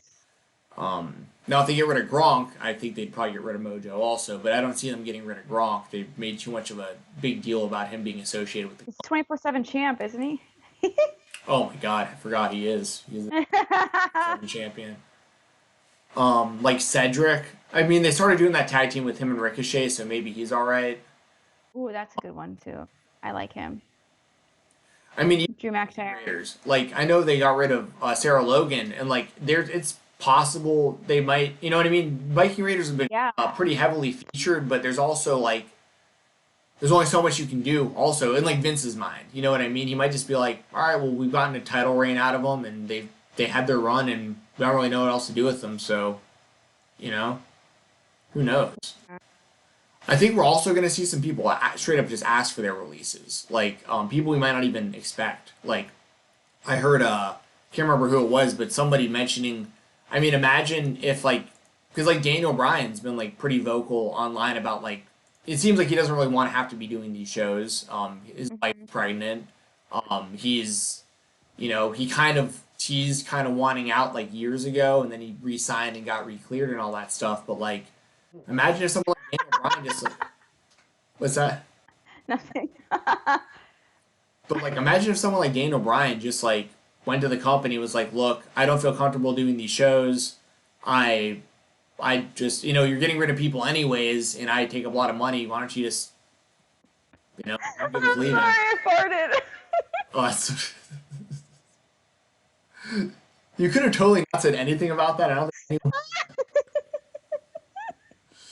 anyone, but yeah, imagine if Daniel Bryan or something like that just went to the company or Kevin Owens, like Yeah. Jesse's over there just cracking up. By the way, it's probably a good time to mention while she's that if you send a super chat, we will prioritize your question, comment, statement. Um, I know we've missed a lot of the stuff in the comments, so Yeah, I'm sorry. that's a good way of like for sure getting whatever you have Yeah, I missed there. the hell out of that. Oh, sorry, Um, they're just so funny to me. yeah, I know. That's not the first time off camera. You always just laugh so hard at that. Oh my god, It's it's just ridiculous. so funny. I don't know why. I'm sorry. This is really somber stuff. Jerry Morgan, Jesse is so cool. LOL. I just gotta be real with you guys. So I'm not gonna hide it. My body is Gel. like, Oh, Gel. no. While I'm thinking about it, I think Oh, I I know. saw in the chat yesterday when I rewatched some of it that did you want the Velvet? Was it the Velvet Sky autograph? I think there was someone in the chat yesterday that wanted Yeah, I Velvet said that. Sky 8x10. If you live in the United States, as you know what I mean. I just can't be like shipping it like all over the world because I don't know what that would cost, and especially with like the postal service and shit right now, I don't know what to expect. Like I've been getting like my mail like super late lately. Um, I would I'll mail it to you if you live within like the 48 like states that are The connected. continental United States Yes, the is the continental United proper term. States. And then also I've already talked to him through direct messages, but I'm gonna give the Bailey figure to I think it was Stephen Fate actually. I'm Yes. pretty sure. Um, so yeah. Um, Yes. Sorry for my silliness. I just said, oh man, I'm weak when it comes to that stuff. It's so funny. Ryan Romano said poor Velvet Sky is having some health issues right now. I didn't know she was having health issues. Oh no. Oh wait, did she have Crohn's disease? Was that it? I Oh, thought I I don't saw know. something about Crohn's disease. Let me look her up. Let's see what's going on. If you are a Fightful Select subscriber, Sean Ross Sapp just posted the transcript of the Vince McMahon video. I'm not going to read it. I was going to read it, but then I saw it was on Fightful Select, which is something that is through a paywall, so I don't want to disrespect Fightful for that. But Where they you can did find my podcast every single Sunday, by the way. Yes, The Weekender. Wow, that's crazy. It's actually it's really interesting. So you should Oh, Ryan, you're so sweet congratulating people for winning. Um, oh, he said the banned word. Vince McMahon did. He what? He said CV in the Vince? video. Yeah. Oh, you're reading. Yeah, Gotcha, gotcha. Yeah, I don't know. Does anyone know what Velvet Sky is suffering from? I looked it up. I saw some articles that she is suffering from some sort of medical issue, but I didn't see what it was. Steven says, "I love Bailey." Well, I'm glad you love Bailey because I'm glad you want the figure. It's a nice figure. It's got the little wacky waving inflatable tube Oh, the too. two people. Love them. When she cut them up, I was so mad. Great heel move though. So good heel move made my friend Will's kid cry. Shout Oh, out to really? Will, the RBR Wrestling podcast every Wednesday. Yes. Shout out. RBR Wrestling. I've been on there a couple times. Yeah, that was his kid. That was his kid. Oh, excuse me. And what was really sweet was when Moxley had the eye patch. They actually put out eye patches, and sorry if my microphone's like brushing up against my skin. His kid has to wear an eye patch sometimes, and so he got it, and it really helped him feel okay with wearing an eye patch. So that was very wholesome. Well, that's great. I wonder if it has Yeah, like if it's like an equilibrium thing or something like that. yeah. I don't know. I don't know if he made it public, so I was like just trying to be vague. Yeah, But I got you. yeah, The only reason I ask is because I one of my best friends when he was growing up, he had both eyes. You know what I mean? Like he could see out of both eyes. yeah, He used to get really really dizzy, and he's about 10 years older than I am. So he didn't have the same like there wasn't the same kind of like technology or whatever when he was growing up to like correct it. So yeah, so he had to wear an eye patch like throughout school, like so that yeah. it like helped his equilibrium wearing this eye patch. Wow. And That's really cool, though. yeah, but what was fun like this guy. So this guy had to like he grew up like he had to fight like a lot growing up because he lived in like one of the worst parts of Michigan, like crime wise, and I was gonna say you mean the whole state, but oh, okay. yeah, like this guy he was a white guy, like the only white guy in his school, Uh-huh. had to wear an eye patch, and his actual name is Phil Collins. Like his actual like birth Oh like no. the singer. So it's like you had to like being him growing up like you had to learn how to fight because you're just getting it from like every angle. And I didn't know him until way later. He's told me this stuff. I met him, probably 10 or so years, maybe not even that long ago, 10 or so years ago. And he's like one of my best friends in the world. I love the guy to death. He's awesome. Shout out to Phil Collins. If he happens to be watching this, Shout but out Phil Collins. but whenever I hear someone wearing an eye patch, I think about him and I think of Scotty Riggs from. Yeah. There's By two the way, people I if you always think hear of. my daughter, she is singing. She's not screaming. Oh yeah, she's okay. Yeah, she's like, ah. She does that into the unknown, into the unknown. I don't want to What get is that copyrighted. like Frozen or something like that? Yeah, it's Frozen Okay, too. I've never seen it, but I feel like I knew that for some reason. It's weird. It's weird I knew It's that. hard not to know. Well, it's weird that I knew that and I've never seen the movie. I don't know how I know that or how I knew that. Maybe because I assumed she liked Frozen. I don't know. Maybe, yeah. I don't Maybe know. you've seen her too much. She's been popular. Oh yeah, especially off when we're off stream. Scarlett's She's always around being whack all the time. Remember that one time she got into my makeup? yeah. She got into my Um, Jeffree Star palette. I was like, whatever. It's makeup. Not a big of a deal. Ryan with another very good comment there. First heard of Phil Collins with the Disney Tarzan movie. Great songs. Oh yeah, I remember that. Gel, Oh my the heck? god! Thank you. Is that American dollars? Is that American? Go, go, go, go. Gel, thank you Guy, so Ryan, much. guy, 316. Yeah, singing you a song. Yeah. Well, you know Sounds what? If you yeah. don't live in the continental U.S., Gel, I think you've just donated enough that like I can make sure to send that to you anyway. So, Yes. thank you. Wow, thank Wow. you. That's awesome. And any amount is appreciated. Do not get that wrong. But holy guacamole. Yeah, Thank thank you. you so much. Yes, Like that to makes my day. attach any. Oh, it wasn't you, he said. So it wasn't him That was who me. wanted the. Huh. No, the other comment. The comment about the um the what were we just talking about? The thing last week.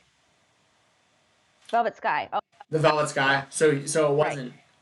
Wow. Well, thank you. Yeah. I mean, would you like to? I mean, if you have a question or a comment or something, we'd be happy to Would you like to see elaborate my on that. I'm just kidding. No, you can't. Wait, what were you saying? I said, would you like to see my boobs? I said, no. Well, Just there you kidding. go. No. Free No. maybe a free OnlyFans subscription for Gel here. Yeah, maybe. That I I can't speak for Jessi, by the way. I have nothing to do with her OnlyFans, so I'm no, not. don't. No, you don't. You do not. Yeah. Do not. So But thank you. Yes, this is a very wholesome chat. I've been loving this chat, and people are like talking to each other and rooting each other on, and it's so great. And I shout out to everybody in the chat being super cool. Um, yeah, shout out to people that are good. Like that's the thing. Okay, going back to everything. mhm. These layoffs and everything, it's terrible. It's awful. It sucks. They're not alone. That's not saying that to invalidate anybody's situation. That's not undermining it. It sucks. But I feel like right now we're seeing a lot of people be great people. We're seeing a lot of generosity. We're seeing a lot of support. We are seeing a lot of kindness. Of course, there's obviously a lot of like mean people out there.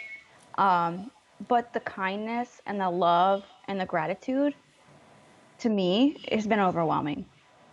And I feel like if we can all together focus on the good and focus on uniting together to be okay, to survive this, we're going to be okay. And like I said, one thing I always try to do when I get really bad news, and like yesterday when all this news was happening and all these people were getting laid off, I'm like, how can I reframe this?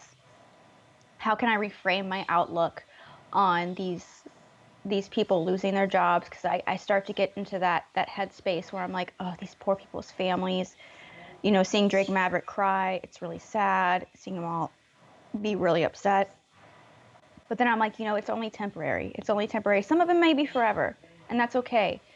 But these people are hard workers. They got these contracts for a reason. They have potential. They have other opportunities in front of them, hopefully. Wherever they go, I'll support them.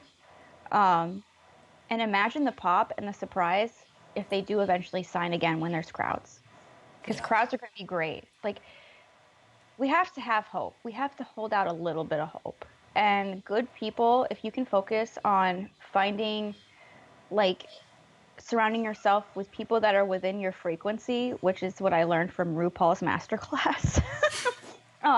Finding your frequency and sticking with people that keep you in your frequency, um, it does help. And so I have to cut a promo on you. Yeah, I just saw that, and you have definitely earned that, Gel. I'm all for it. Go for What do I it, do? Jessi. I don't know. I don't want to be mean.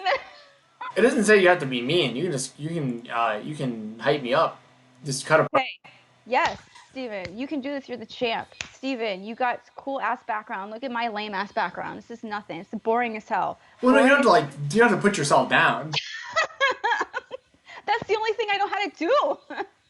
Well, let me tell you something, brother. I Yes. suck. You rule. What you gonna do? You. There you go. He's cutting a promo on himself. There you Yes. go. Work. No, that was me being you, being Hulk Hogan. Oh. Oh.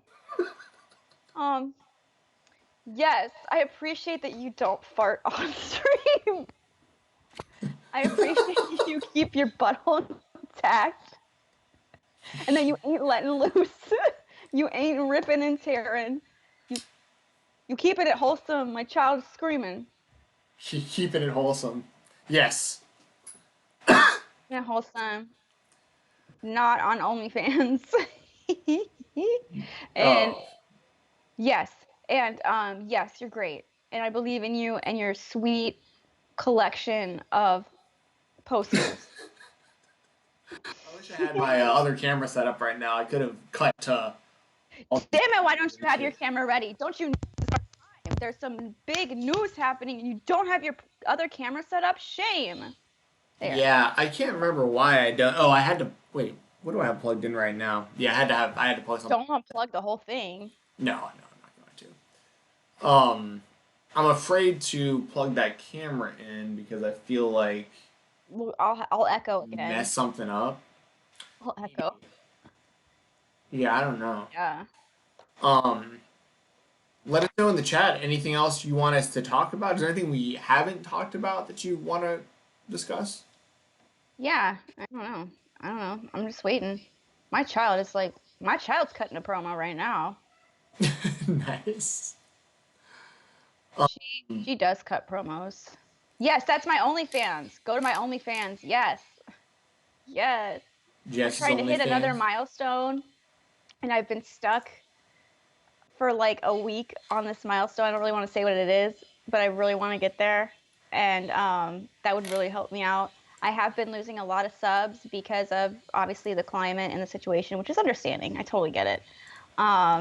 But it would be really helpful because just like everyone else, we are affected. I am affected personally by the furloughs and the layoffs. So that's like literally the only thing we have keeping us afloat. So I would really appreciate some subs. That's the best way if you wanna talk to me. And it has been a fun stream. I think we've tried to be positive and kind of process all of the horrible news. I was nervously refreshing Twitter a little bit throughout to see if any news on layoffs had happened or any more scoopsies, but I don't see anything. Yeah, I'm not seeing a whole lot either. Which is it's no news is good news right now, but I mean I feel like it's gotta be coming. I just have that feeling, and I'm down to hang out for a little bit longer. So anybody who wants to ask any questions, I mean especially if you send the super chats, we'll make sure to dive super deep into that. Jess Someone said Joey Janela. shades. Um, I mean, like this is outside of all the unfortunate news. I mean, this is pretty much only stuff going on right now. This is what Jesse was talking about the transcript. Out of respect to the everybody who pays for Fightful Select, I will not open that because I don't want to give it away for free when Fightful charges for that stuff. So I won't open it. But the transcript is right there. It looks like Dash Wilder filed a trademark for Fear the Revolt. That's interesting. So What? the Revolt could maybe be their new tag team name. I should call Sean and be like, hey, can we read the transcript now? Like, hey, man, I'll pay you $1. I gave them a $10 yesterday to support them because I was really proud of Sean yesterday. I was super proud of him. Killed it. Yes. Oh my God, she's doing that Unknown song. Okay, just wanted to say that Jessi, the band you recommended to me last time, Siamese, is pretty great. Yes, I listen to them songs every day now. Ocean Bed and Bananas are incredible. Thank you so much. Thank you. Yes, Siamese is a freaking amazing band. Ocean Bed is literally one of my favorite songs of life. Another song that is one of my favorite songs of life right now is The Worst in Me by Bad Omens. Could literally listen to that on repeat. Another good song by Siamese is You're Not Alone off of the Superhuman album. Of course I have Sean's number in my phone. Duh. He's my friend. Anyways, and then My Turn, which was off of their album, I don't know, there's a lady's butt. There's a butt on the cover. That's another good one. Ocean Bed is just the best song ever. Jesse Janela. Dude, he retweeted me, Joey Janela did. I didn't even tag him. Oh, nice. Yeah, well, he follows me on Twitter. I mean, he follows all the ladies, so. Big fan of his. I love Joey Janela so much. He was so sweet when I did story time. I did the Blue Chew after party, the Joey Janela Palooza, at Starcast 3 in Chicago. I didn't work, but I was helping Blue Chew out with that after party, helping them set up and doing the blue carpet and taking pictures and stuff like that. It's his party, right? His party. He walked straight up to me because I had my little badge and everything. He goes, hey, where am I supposed to go? And I was like, I mean, it's your thing. I was like, dude, it's your thing. Do whatever. And I was like, just go to the green room. Siamese are friends with people I know. Are you for real? Oh my God. But yeah, it was really cute. And then Marco Stun actually like saw me, pointed at me, and gave me a big hug. And that was really cool. Nice. Yeah, I he's a loved really it. good guy. He's so sweet. I have another story that I'll share for another time that has to do with a huge former WWE talent that I met backstage. Huge. Well, how about this? If anybody sends a super chat saying they want to hear that story, you tell that story. Okay. Work. That's pretty fair, right? Yeah. Otherwise, you'll have to It's a wait good until story. a later episode if we remember. But Yeah, if we remember. Yeah. Okay, yeah, I'll forget. My I mean, I'll ADD. forget. I will 100% forget. Yeah, you'll forget. I will forget. I forget all the time. Just a little bit before we went on stream, worth throwing out there for those of you who might not know, Kyle O'Reilly is missing NXT right now because he has a higher risk of contracting coronavirus due to he has diabetes, something he's been dealing with for like forever, from what I understand. So that's too bad. But I mean, obviously, you got health. Health and safety comes first, and if he's not comfortable or he has a bigger risk of maybe contracting coronavirus, I think that Yeah. obviously he should stay off the show. He's one of my favorite. Me and Jess were talking about it beforehand. Kyle O'Reilly is one of my favorite performers in the world. I think he's used pretty well on the shows, but like he's still underrated in my opinion. Like that guy could be NXT champion. He could be. He can open the show. He can mid card. He can main event, and he can work with anybody. I mean, completely diverse. Tag team, singles, anything. He's incredible. Yeah. Oh my God, Robert. Yeah. Okay. So tell Siamese that I am solely responsible for at least, like 100,000 streams of Ocean Bed on Spotify. But yeah, Kyle. Oh, yeah, he's epic. My husband is a huge, Undisputed Era mark. It's his ringtone on his phone. Good So choice. yeah, mine's Kevin Owens, but his is Undisputed. It was Samoa Joe for a while. Samoa Joe, he's injured, that's why he can't get released. But I was really worried about him. I was thinking about him also. Yeah, but he's hurt. And I know a lot Is of he people ask hurt or suspended, or both, or was he one and now he's the other? he was one and now he's the other. Yeah. I mean, I don't know. I'm not Samoa Joe. I'm not a reporter, so um but frick, what was I gonna say? Oh yeah, a lot of people were wondering why Lars Sullivan wasn't let go, and I believe it is because he's on injured. He's on IR. I'm just gonna say IR. I'm a football girl, okay? Like for real. He's injured, Yes. so I don't think he can be released. Yeah, I don't know. I mean, we actually talked about that. We talked about Lars Sullivan. I think it was on the last podcast where someone just like randomly asked what we thought about him and if he That's right, because I didn't think he should be on television. right.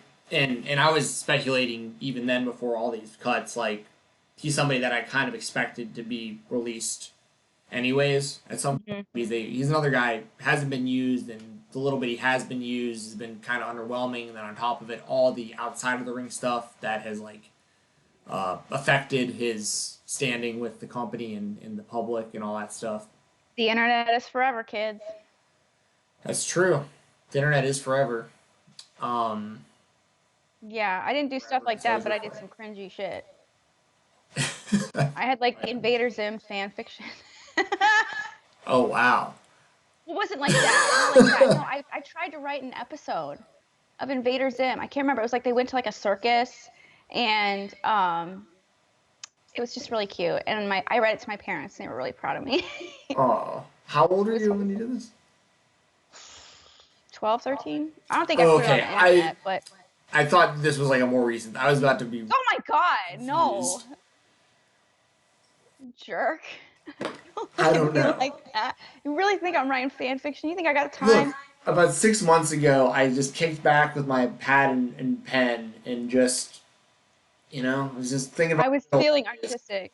Man, Jonan Vasquez, dude, I was a Johnny the Homicidal Maniac freak. I had all of his comics. Oh, who? He's the one who wrote Invader Zim. Oh, Jonan gotcha. Vasquez. He had a graphic or comic book called uh, Johnny the Homicidal Maniac. It's very, very, very, very, very good. I So never really got too into Invader. That was kind of like right after, I guess, I kind of stopped watching Nickelodeon. I had stopped watching Nickelodeon, but that was epic. So because I was a fan of Johnny the Homicidal Maniac, and then I saw that Jonah Vasquez was writing his own show for Nickelodeon, so I started watching it, and then it got canceled, and I was pissed.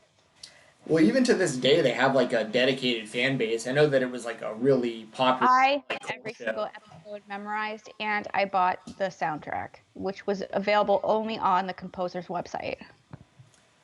Anyone in the chat want to hear us talk more about Nickelodeon? Because I can definitely talk about like '90s Nickelodeon.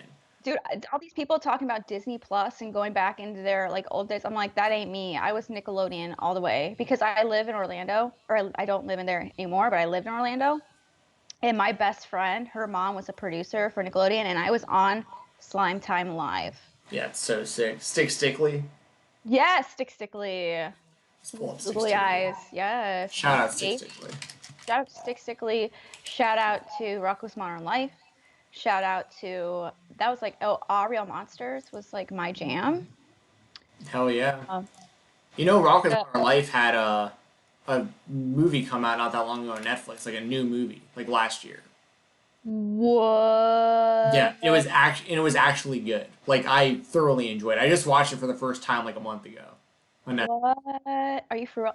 One of my favorite lines like ever from that show was um when Heifer, that was his name, right? Heifer. Yeah, the cow. Stickly. Oh my god, it brings me back to like summers. Oh my god, frick. Okay.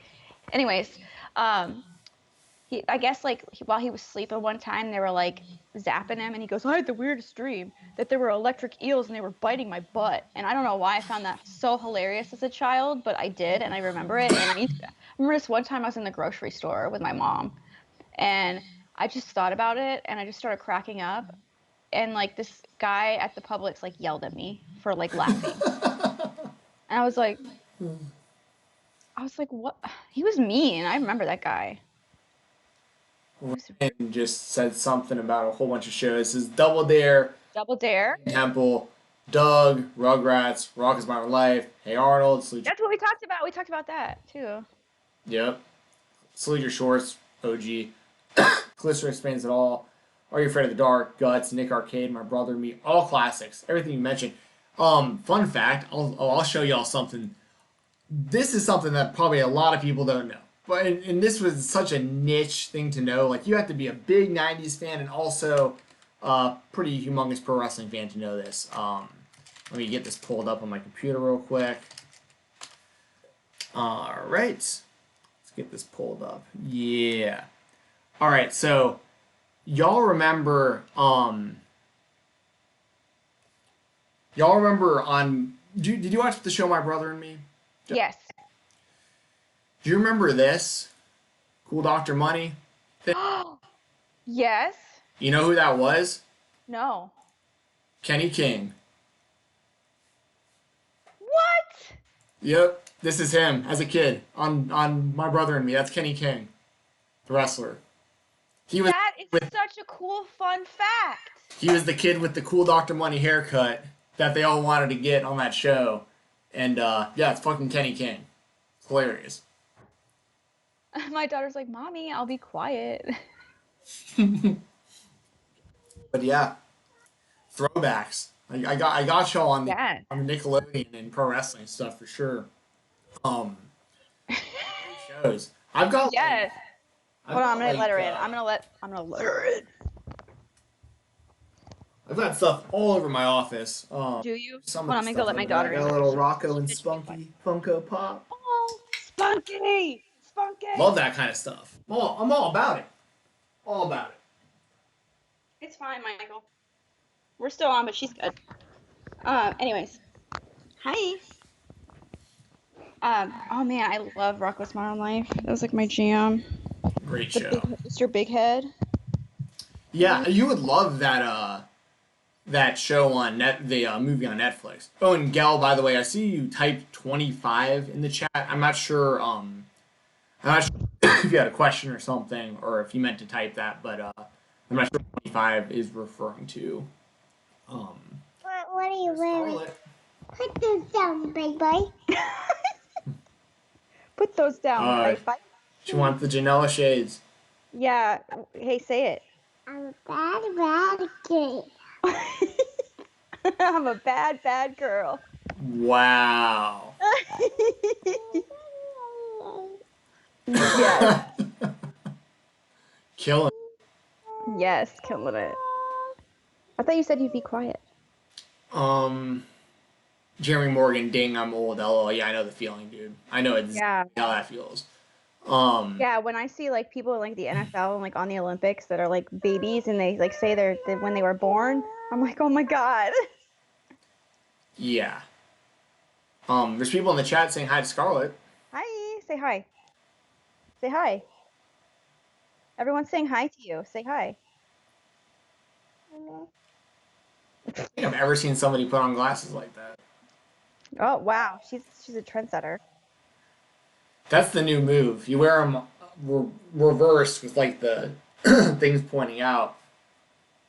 Oh, how old was Jessie when she wrote her show? 25? No, it was like 12.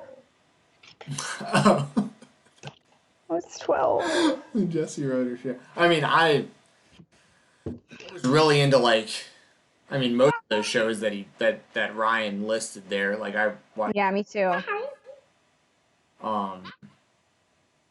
I always wanted to be on Guts. Like that was like. I actually used to have the Crago Rock because my friend's mom worked for that show and she worked for Legends of the Hidden Temple. I actually got to go to a couple Guts tapings. It's so sick. Yeah, the glowing piece of the radical rock from the aggro crag. Aggro Crag, that was it. Craggle Rock.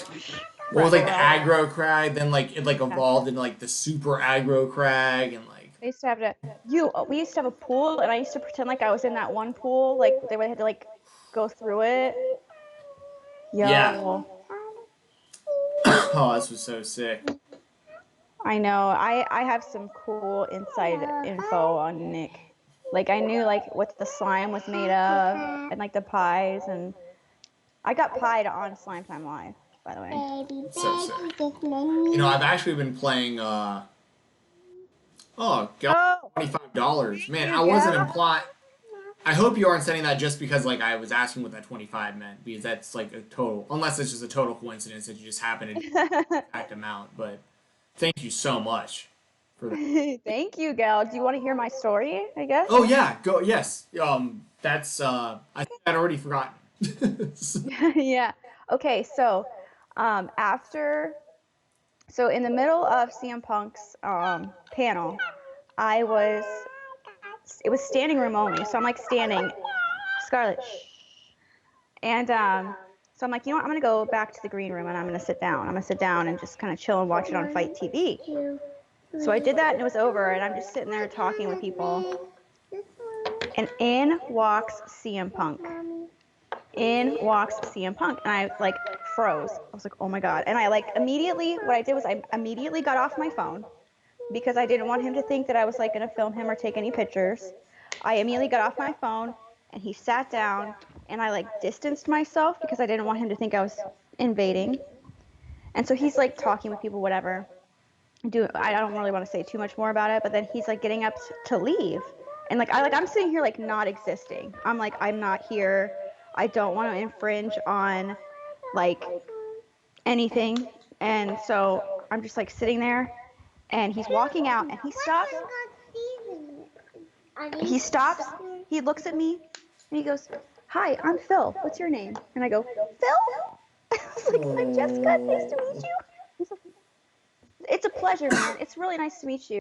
Thank you for coming and being here. And I was like, thank you. And he shook every single person's hand in there.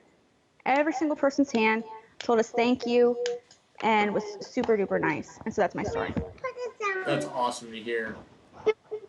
That's awesome. Yeah. And I'm sorry, Robert. I'm sorry, Robert. Let me put it on tape. I can't, honey. Why? We Which one's that? Oh, Robert Percy. Sorry to hear that, man. He said he has to leave because someone he went to university with Yeah. killed herself. That is terrible. Sorry to hear That's that, Robert. unfortunate. Yeah. I'm so sorry. I Thanks. feel so bad. As someone who lived, fortunately survived my attempts, it hurts to see people who are in that dark spot. So I'm so sorry. Thanks for joining us in the chat, though, Robert, for the time. Yes, thank you. We appreciate it a lot. And we hope all is as well as can be with that situation. That sucks. Yeah, really. Is there anything else that y'all want us to talk about or go over? Like, if we were hang out a couple minutes, see if anything comes in kind of last minute as far as anything you want us to talk about, and while we're waiting on potential questions or whatever, I'll let everybody know about the sponsors for the show, and I will start with WrestleRumble.com. They are the place to be for fantasy pick'em contests for professional wrestling. Right now, they are doing an Intercontinental Championship raffle for a replica title belt. It is the black strap title belt. They were going to give it away for the NXT TakeOver contest in Tampa, but obviously that show isn't happening, so they still have this belt to give away. The raffle is only $1 per entry, and the drawing is going to be on April 19th. So jump on there, join the raffle, stay up to date with all their contests. Give them a follow on Twitter at WrestleRumble, and they're always keeping everyone updated. I give away free entries for their stuff like all on my Twitter, and we'll give away stuff on this podcast as well here on YouTube. Audio versions when I upload them and stuff like that. Huge shout out to WrestleRumble. Yes. Also, want to give a shout out to Brian Jensen. Don't mean to be on. This is me logged in on MMA on Point. I still don't have a personal Instagram, by the way. For anyone who's asked, I still help manage this account here, but I don't have a personal. Guess what? Time out. Boxing ATL. My brother Brian Jensen. If you are looking to get in better shape, just learn how to box, just whatever it is, and you're stuck at home, Brian can help you remotely. This is just an example of him running a class on Instagram. Well, he doesn't run it through Instagram, but this is an example on Instagram. These are some people that I love this one so much. these are some people that are a part of his Parkinson's Foundation. So It's so wholesome. it is. It's a great thing that they're doing. They had like 70 or so people in classes yesterday. I think he's doing one right now before he comes over here. So yeah, if you're looking to do any of that, you don't have to have Parkinson's. You don't have to be of a certain age. Brian can help you remotely. And if you're in the Atlanta, Georgia area, then he can help you in person once everyone doesn't have to really be quarantined and stuff anymore. Just shoot him a follow on Instagram at Box. And then also I want to give a shout out to Heroes and Legends. I'll pull them up here on Twitter so you can see what their HL Pro Wrestling. So Heroes and Legends, they are the professional wrestling memorabilia company that has given us stuff to give away on this show, like the Bailey action figure and the other 8x10 autographs that I have. I will actually show you those 8x10s right now. And if anybody wants them, just let us know in the... Didn't mean to drop that.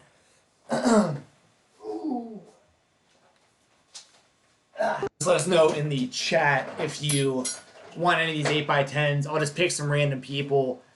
This is a Lillian Garcia 8x10, a Velvet Sky 8x10, and a Terry Runnels 8x10. They're all signed. They all have these nice plastic covers on them. So they'll arrive safe and all that good stuff. And that's all courtesy of Heroes and Legends. Check them out on Instagram, Facebook, and Twitter at HL Pro Wrestling.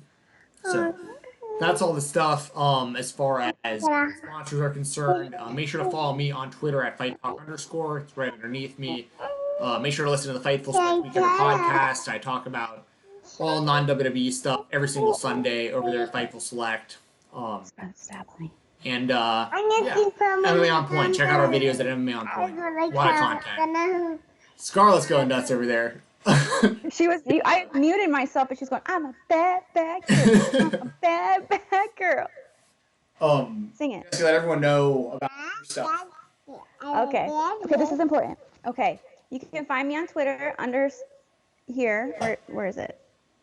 Yeah, right underneath you. You're behind me. Oops. Yeah. Okay. So at Jessi the Buckeye, JESSITHEBUCKEYE, and you can find me on OnlyFans, onlyfans.com/Jessi the Buckeye, same as my Twitter handle. And that's the best way to support me and my fam. Yeah. Yeah. Yay, Scarlett. And where can we find you?